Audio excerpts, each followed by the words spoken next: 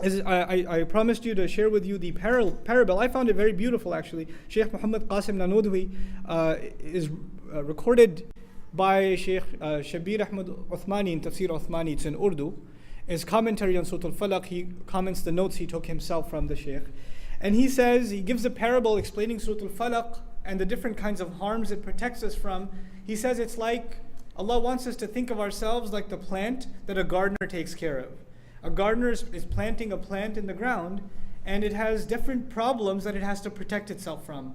Number one, there are animals like, a goat or a lamb or something that wants to graze on that plant. It wants to chew on it. Now the goat or whatever animal it may be, or even a bug or a bird, it's not the enemy of the farmer. It's only doing that because that's in its nature. Allah created it, and part of that creation is it's going to eat a plant or it's going to chew on it. This is part of the manifestation of min sharri ma khalaq. There are things Allah created, and they can cause you damage not because they're evil, but because that's what they do. A shark or a lion or whatever is going to do what it does.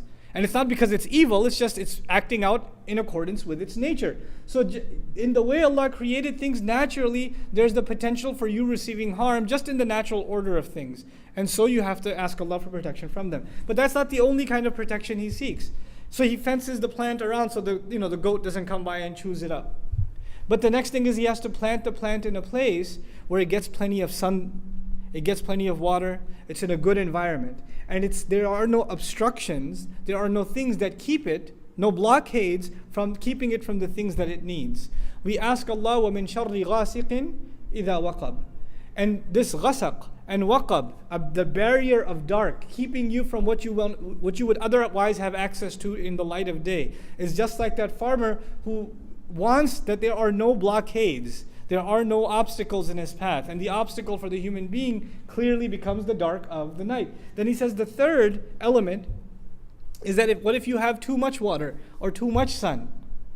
You get overwhelmed. And the plant, he specifically gave the example of the plant getting buried under snow or getting flooded with water, being overwhelmed from an outside element.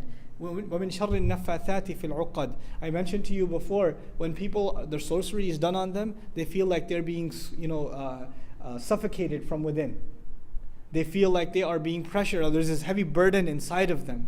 That's the feeling of someone who magic has been done on. And finally, he protects his garden and his plant from an enemy who wants to harm him. It's not just the elements. It's not just he wants to make sure it gets enough sunlight or whatever. Not just the animals, but there's an actual enemy that wants to make sure his plant is destroyed. How does the surah address this enemy? وَمِن شَرِّ حَاسِدٍ إِذَا حَسَدٍ. So from every angle, just like that plant the gardener wants to protect, Allah Azza wa Jal wants to protect ourselves. And He wants us to seek protection for ourselves.